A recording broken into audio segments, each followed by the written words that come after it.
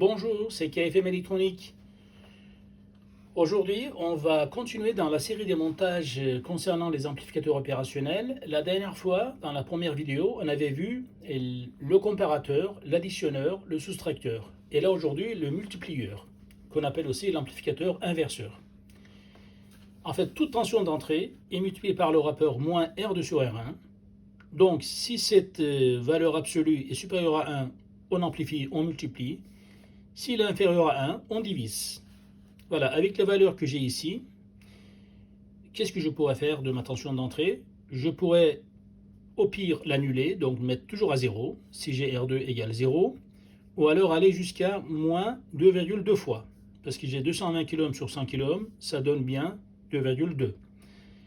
Et dans ce cas, la tension sera donc telle que la tension d'entrée multipliée par moins 2,2. Voici le montage de l'amplificateur inverseur réalisé. Donc, j'ai cette formule, Vs égale moins R2 sur R1 fois VE. Là, je vérifie. 0 V fois moins 2,2 égale 0. Parce qu'en fait, pourquoi moins 2,2? J'ai une résistance de 220 kΩ ici, variable, et une résistance de 100 kΩ. Je peux même mettre cette résistance à 0 ohm, pardon. Ça donne toujours 0. Donc, quel que soit donc le gain, 0 égale 0. Maintenant, je vais augmenter cette tension d'entrée à, par exemple, 1 volt. Voilà, j'ai presque 1 volt. Donc, 1 volt, ça donne bien moins 2,2 volts. Bon, j'ai légèrement dépassé. Voilà. 1 multiplié par moins 2,2, ça donne bien moins 2,2. Alors, si je réduis la valeur de cette résistance,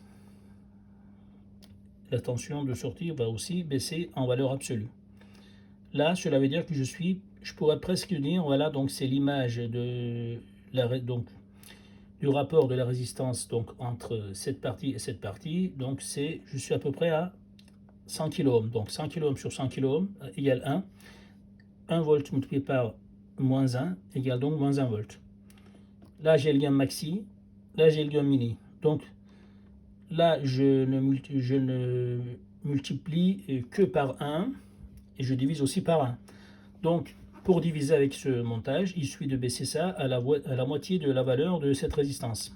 Donc, R2, il faut que ce soit la moitié de celle-là. Donc là, je divise. Voilà, donc je fais un diviseur par 2. Si j'ai par exemple à l'entrée moins 1 volt, on va vérifier, ça doit donner donc plus 0,5 volts normalement.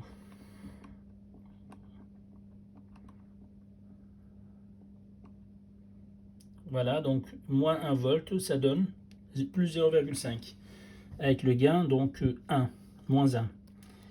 Maintenant, je vais multiplier donc cette résistance jusqu'à 2,2, donc 220 kΩ. Eh bien, ça donne 2,20 à peu près de rapport. Moins 1 fois 2,2, donc égale 2,2. Donc notre montage inverseur est bien vérifié aussi. Voilà, cette résistance en fait, elle a une tolérance de plus ou moins 10%. C'est normal que le rapport ne soit pas exactement le même. Si on avait des résistances à 1%, on aurait eu des résultats beaucoup plus rapprochés de la réalité.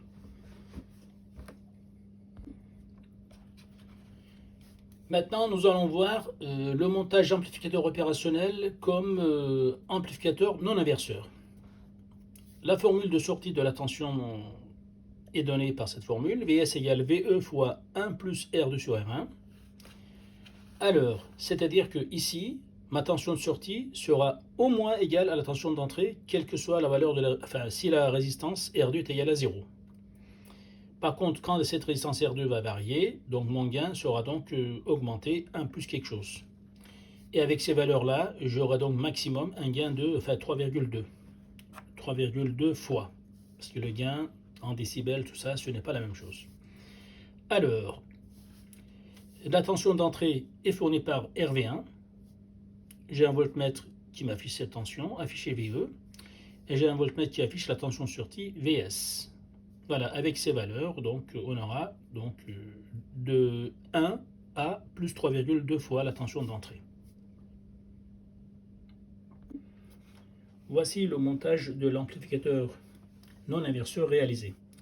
L'ampli op, le couple R2 sur R1 et le potentiomètre qui me permet d'avoir la tension d'entrée de moins 9 à plus 9 volts.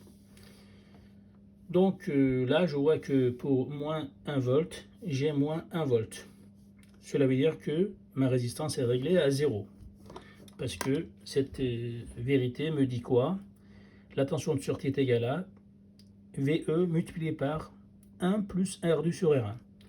Si j'ai identité, ça veut dire que R2 est égal à 0.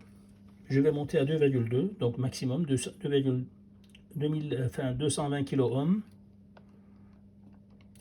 Ça devrait évoluer justement vers 1 plus 2,2, donc 3,2.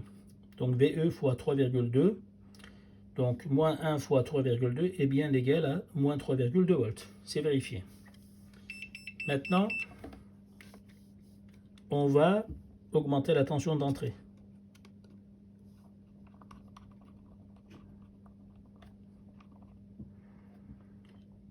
Par exemple, 2 volts. 2 volts multiplié par 3,2, ça donne bien 6,2 volts. Bon, c'est légèrement plus élevé.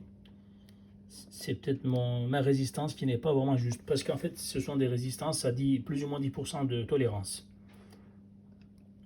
En tout cas, cette formule est bien vérifiée. 2 fois 3,2, c'est à peu près 6,4 volts. C'est juste. Donc vérifions à 1 volt pile.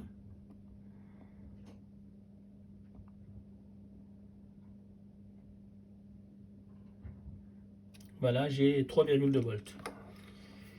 Donc le gain, je peux l'augmenter donc de 0, enfin de 1 à 3,2 avec ce montage. Donc cette résistance me permet juste d'ajuster. Donc si je mets une résistance 100 fois plus importante que celle-là, je peux bien sûr augmenter jusqu'à 100 fois l'amplification.